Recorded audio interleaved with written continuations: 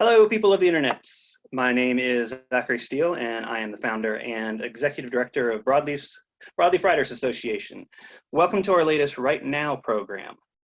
For more information on Broadleaf Writers, you can visit us at broadleafwriters.com or follow us on Facebook, Twitter, Instagram, or LinkedIn. Today, I get the distinct pleasure of being entertained by the one and only Clay McLeod Chapman. Now, Clay is a busy guy. He is the author of the recent novel, The Remaking, but Clay has also written Miss Corpus, Rest Area, and the Tribe trilogy. But that not being enough, he's also worked in comics on Iron Fist as well as Marvel's Scream, The Curse of Carnage. But hey, we're not done yet. Clay also writes for the screen, with credits to The Boy, Henley, and Late Bloomer. Now, I've left out a few things, including his 10-year run with the Pumpkin Pie Show in New York City, but we'll get to that later. Suffice to say, like I said, he's a busy guy. He's also my personal hero, so anytime I can buy some of Clay's time for the nothing that I can pay him, I will absolutely do it. So, welcome, Clay. You're looking mighty handsome today.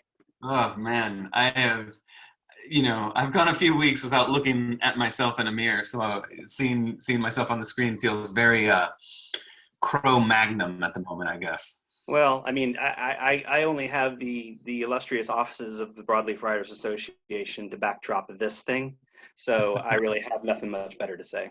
Yeah. So anyway, hey, it's good to see you. It's great seeing you. I hope you're doing well. Healthy, happy, safe. I'm here. I'm doing this thing from home, and I'm talking to people on the computer, which I guess is a good thing because I'm not very good at talking to people on the phone or in person. So. I guess if I can do an in-person thing where you are in some other state, then hey, good for me. It's the way of the world now. It is. But speaking of the way of the world, with things being what they are with the pandemic and everything, I don't know what your schedule was before or what it was like at home before, but I'm going to guess things are a lot busier there, and it probably messes with your schedule a little bit. So how are you navigating that? Yeah. I mean, it's interesting. Because I'm in Brooklyn and we are in the eye of the storm. So everything feels very grim up here. It's a beautiful day and the sun is shining and the flowers are blooming. And yet there's just this there's no traffic. You do not hear the beep of horns honking. And, it is out there, I'm like right now I'm looking out my window and I can see people pushing strollers wearing face masks. And it's just, it's crazy. It's a scary kind of, this is a new world order. Yeah. But that all said, I mean, as someone who's kind of eking this very humble career as a writer, I was working at home to begin with. Mm-hmm. So working at home that hasn't changed as much as working at home with family is a very new kind of construct. I don't know if this is of any interest, but the navigation of child rearing, education, and juggling a career, that has been the kind of the biggest challenge. And, thank God my wife and I have kind of parsed out the day where we kind of work within these kind of 2-hour increments. We're like 8 o'clock to 10 o'clock, I get that. 10 to 12, she gets that. Lunch break. And then, 1 to 3, we're back on. And that's kind of our day. And we both have this kind of notion of maybe our kids are getting educated. Maybe they're learning something. Maybe something is sticking in their heads. Yeah. It's a lot of reading and it's a lot of screen time. And then there's the 2-hour increments where it's just okay, now I get to sit in front of my computer and focus. And, there has to be a certain kind of pressure valve release where, if you don't get the work done, if there was an allotted chunk of work that you had to do and you just didn't get it finished, que sera, this is where we're at, Yeah. I can't speak for some greater societal creative whole, but I feel as if there's a certain kind of laissez-faire, like, hey man, like, you know, we're like, well, I didn't get to do everything today, but you know, I'm alive. Right, right. So So, what, I mean, since you are busy and you have probably a number of projects you're working on at any given time, what is it like from the industry side? Are they being more flexible with deadlines, or is everything business as usual there? I mean, my personal experience, you know, at least with the kind of Hollywoody stuff, uh, you know, it's a great time to be developing new projects. You Yeah, know, like everybody, you know, it's not so much that they're acquiring new stuff, but there is a certain kind of like, it's the stuff that nobody can talk about. There's no announcement in the trades, but like everybody seems to be like, this is a great time to crack out that spec script that you've always wanted to be working on. right. Um, so, you know, I think it's a good time to be developing material that 6 months from now, a year from now, you'll have ready. For comics and for publishing, it's really crazy. Really? I can't speak to these things in any kind of specific way because these things haven't been announced to whatever capacity they're going to be announced. But like everything is either they're like putting a pause button on a lot of stuff. So like the production or the distribution or the release of stuff that was supposed to be on the shelf Yeah, in July, maybe that's going to be September. right. Stuff that's supposed to be on the shelf, you know, like, you know, comics, like, I mean, they're just not Yeah, producing new stuff at the moment. So everybody has been asked to take a pause, and you know the industry is saying like maybe in a few months from now we'll turn that pause button off and we'll press play again, yeah, or maybe we won't. So it's a very unsure time, yeah, and you know, to be a freelancer, it's really scary. But as you know, speaking personally, 3 months ago, 4 months ago, you know, 8 months ago, 5 months ago, whatever, like, you know, I always throw 10 balls in the air under the assumption that I'm gonna be lucky if I can catch hmm, one. yeah, And you know, the law of the process of creative natural selection has just kind of refined that down to like maybe they're just 4 balls in the air at the moment. And maybe I learned how to juggle. So that is me. that that my right there, that right there is the best juggling I can do, the invisible juggling. I'm the But creative balls. but see, now speaking of juggling though, you obviously I've listed all the things that you've had out, and a number of those have been over the last several years. But even before then, you were running a show out of New York City, right there in New York City, and you were the Pumpkin Pie Show. Now, I don't want to try to describe what it is. I would rather you do that. So tell us what the Pumpkin Pie Show was.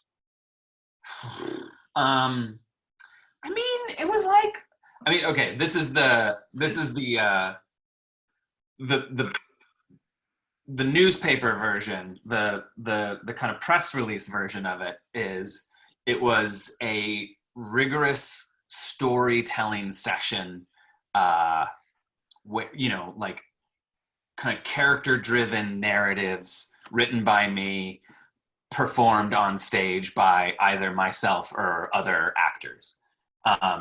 So like a first person narrative, call me Ishmael, you know, like just put an actor behind it and it becomes instant shake and bake theater.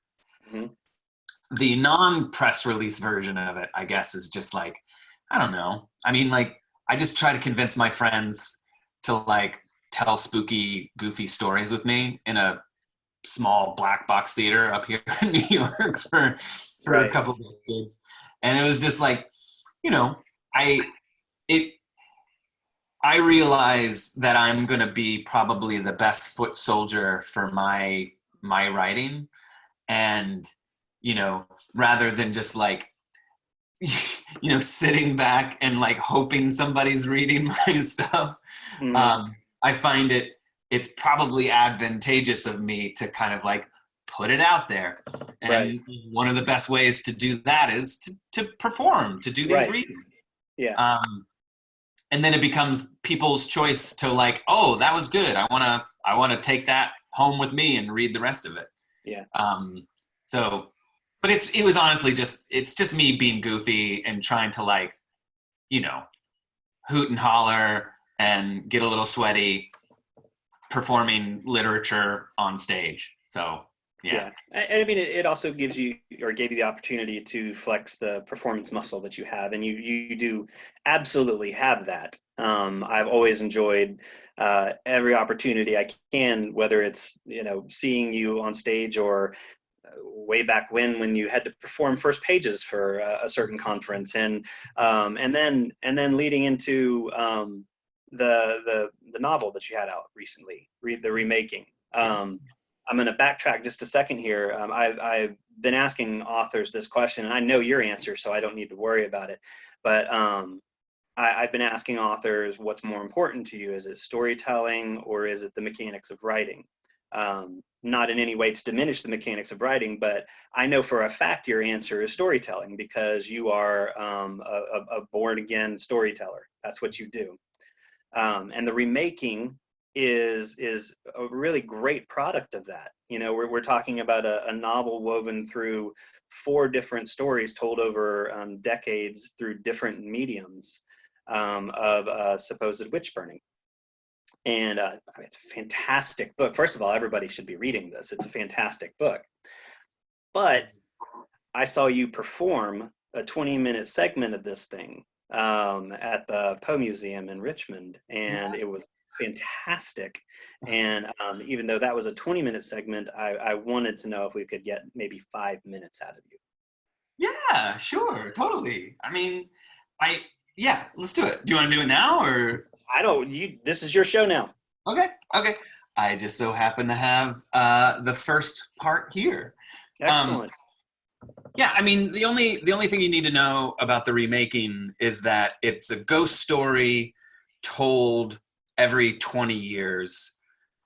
And it just kind of evolves as technology evolves. So part 1 is 1950s, campfire ghost story. Fast forward 20 years later, it's the super schlocky drive-in, horror movie version of it.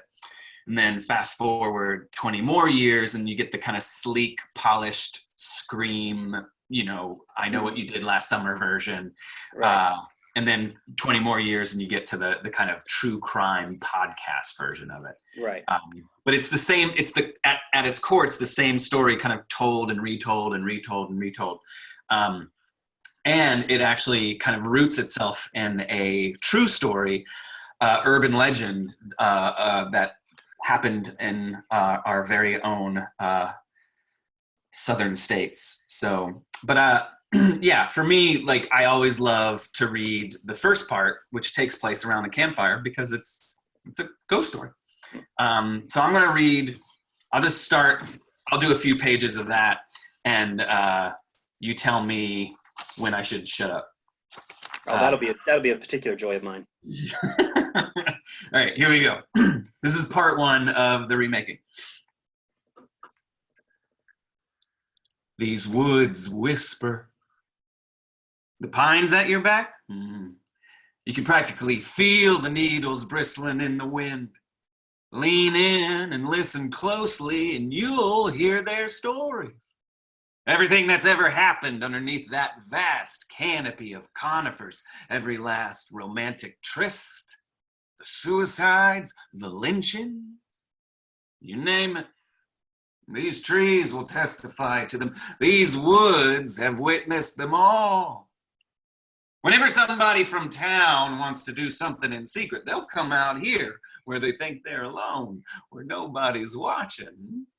They'll hide in the shadows, performing their little rituals beneath these branches as if they believe these trees will keep their secrets for them. They think that nobody's listening in, but that's not true. I mean, that's not true at all. The trees are listening, always listening.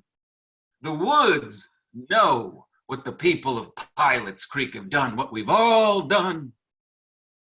I've lived in this godforsaken town my whole goddamn life. I know just about everything there is to know about the people here, every last dark secret. You know how? I listen. I listen to what these trees have to say. I listen to the woods. So, what story do you want to hear, huh? You want to know what it was that drove Hallie Tompkins to hang herself back in 46? Or which men it was who strung Russell Parr up? Or how about that baby they found half buried back in 38, huh? No. You don't want to hear any of those stories, do you? You want to hear about Jessica, don't you? Of course you do. Tonight of all nights, October 16th, 1931, 20 years ago on this very evening. We don't have much time. I mean, here it is, almost midnight, and I haven't even begun to tell the tale of the little witch girl of Pilot's Creek. Poor Jessica. You brought me a bottle? No, don't be stingy on me now. That is my price of admission. You want to hear a story? You goddamn well better have brought me an offering. Alms for the minstrel. Something to wet my whistle so that I'll sing. Because Jessica's story takes time. Takes the life right out of me. Her story takes its toll on the teller. You hear that? That price is too high. Unless you brought a little something for me to drink, huh? Yeah, I don't think I could be able to get through it without a little drop of that lightning bolt. Something, to warm my insides. Did you? Did you bring me something? Just to take the edge off, Oh, thank you. Oh, thank you kindly. That's much better. Yeah, feel that fire work its way down my throat, huh? Settle into my belly like a bonfire. Now, where were we? I think I'm gonna stop there. Dun dun dun. No, that's great. I love that. I love that so much, man. Yeah. Hey, man, it's fun to do. Yeah. No, I particularly enjoyed. First of all, you worked on that for a while to be able to craft a performance out of it. But I particularly enjoyed being able to leave after that and open the book and start reading it and hear you. Yeah. So no, that was great. Thank you for doing that. No, thank you. I mean, I love doing it, and I can't do it out there anymore. So doing it here is it's the new world order. Like I feel like I'm like a, what am I, like a little mime. A mime box. Yeah. So let's shift gears a little bit. First of all, I don't want to leave the remaking behind because not only do I want to encourage people to buy it just because it's you, but if people are looking for it, it's available in independent bookstores, and definitely encouraging people to call and order and have books sent to them to help support the bookstores right now. Please. Yes, we need to make sure that they're thriving and well by the time we're through with this. But comics, now, first of all, obviously it's an industry that's been around for a very, very long time. But it's also one that's thriving in ways that I think it never has before. How did you get into comics? I mean, I lucked out. I'll be frank. It's a little circuitous, but 20 years ago, maybe, I was teaching a playwriting workshop for high school students. And, it was fine. Met some great people. Those high school students grew up and became adults, and they got jobs. And one of those high school students, young playwrights, started working for Marvel Comics. She was an associate editor at Marvel, and she had to move to New York because that's where Marvel Comics is situated. She went to school in Georgia, the Savannah College, College for Art and Design.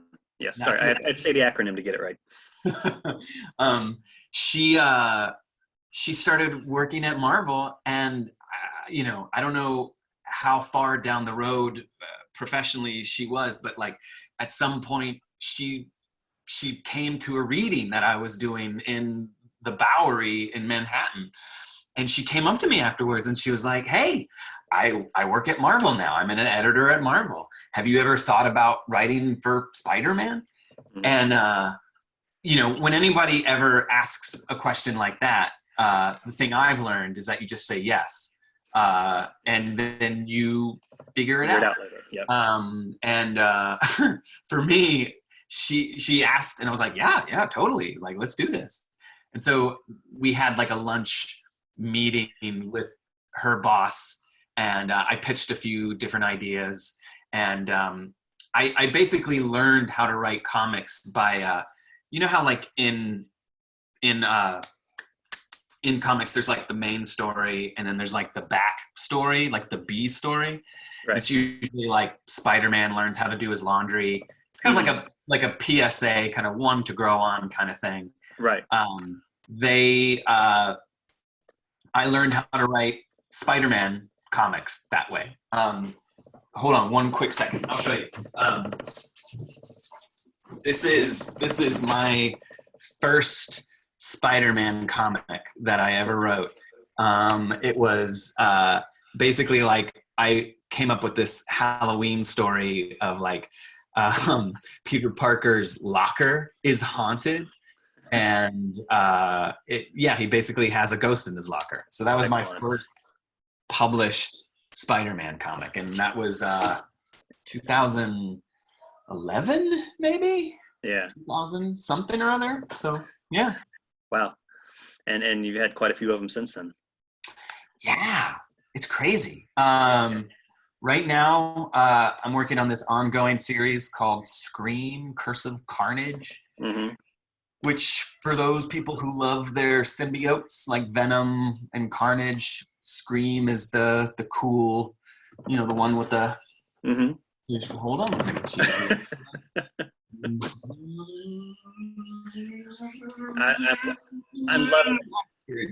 I'm loving that you have a comic spinner behind you. Yeah.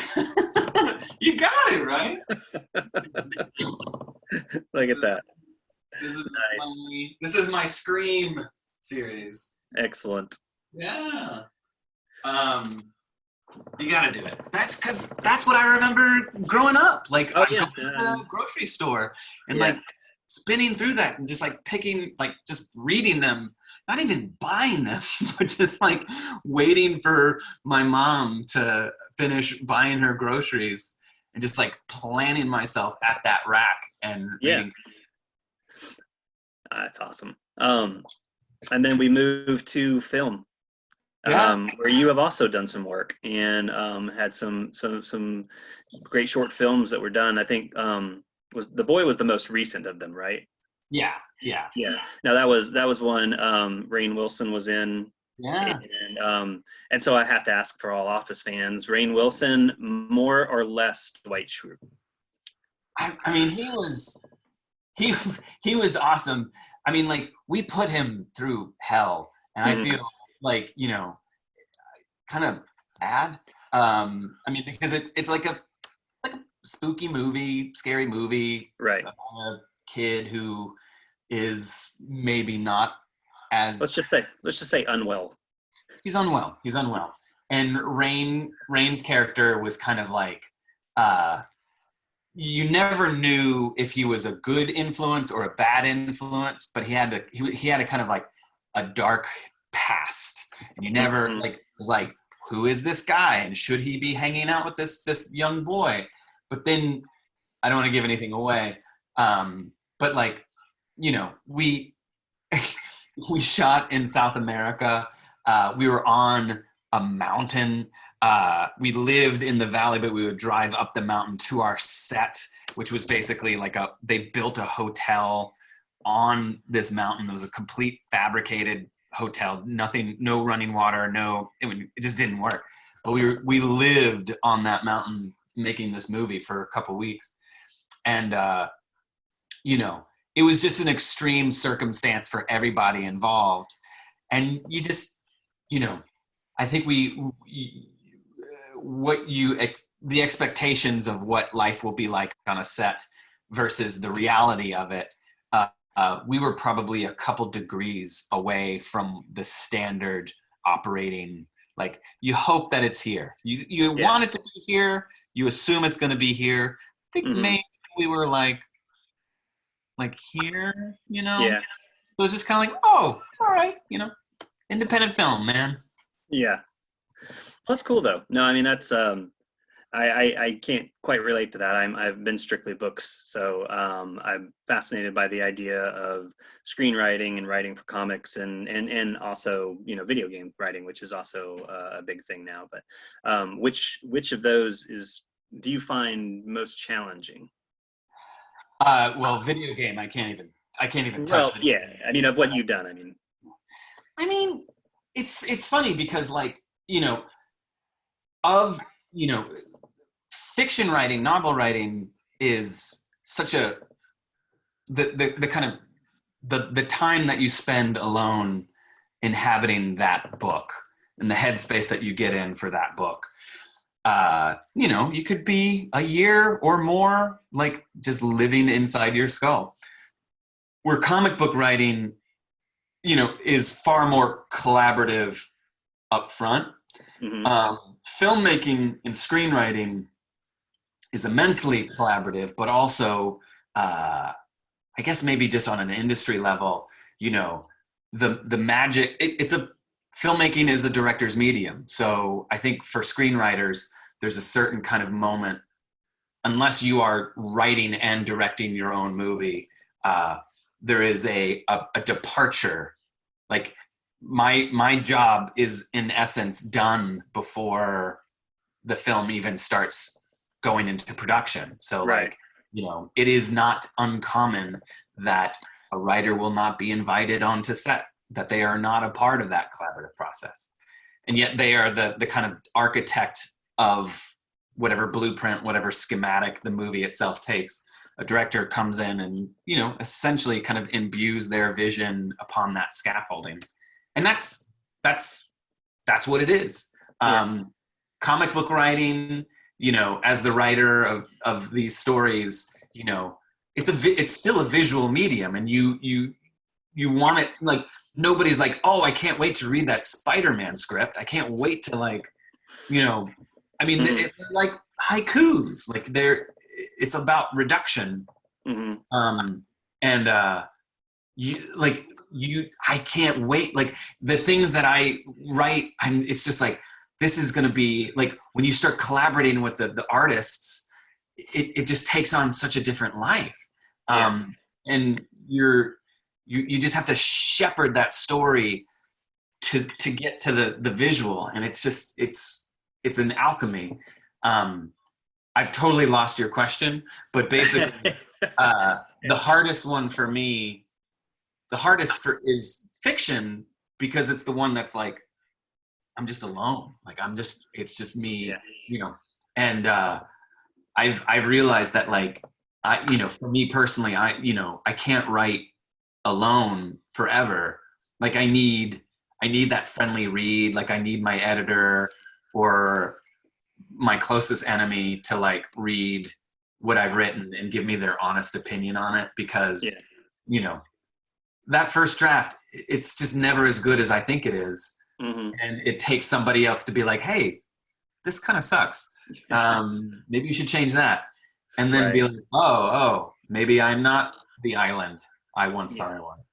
Yeah, I think it's very easy with that to get completely not just isolated as an individual, but isolated in your head working on that project because it's such a lengthy thing. Yeah, 6 months to a year, pretty easy for most people. yeah, And yeah, I mean, you become very married to it, and it's difficult to see beyond the emotional connection you have to it. yeah. Um, I like to keep a stable of friends who are not always pleasant about what I've written. It's hard to hear, but it's also good for me. But that's why you go to them. I mean, like, Yeah.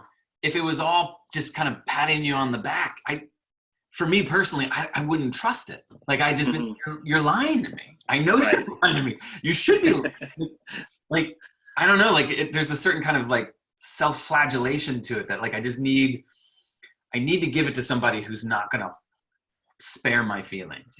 Right. No, Yeah. I agree. Well, you know that I could sit and talk to you for hours and enjoy every minute of it, but for the sake of keeping things on a schedule, I'm gonna bring this one to an end. But I mean, I greatly appreciate your time. It's always great to see you. No, dude.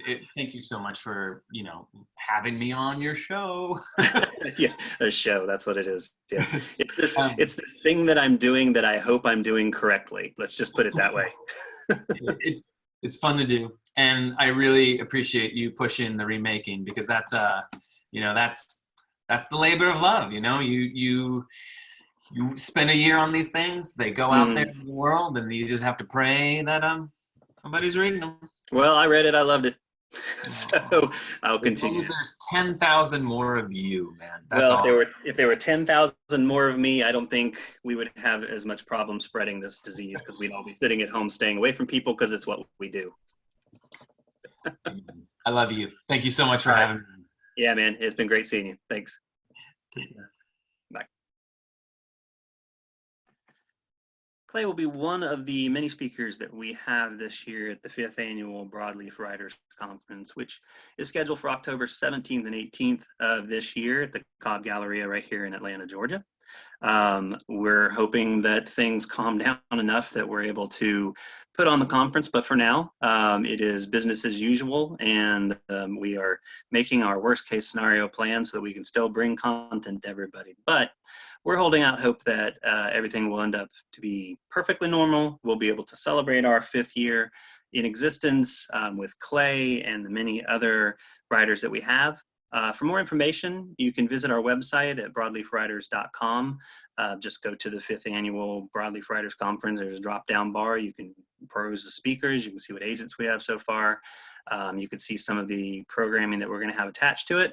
And we will have the schedule out the first part of June. Hope to see you there.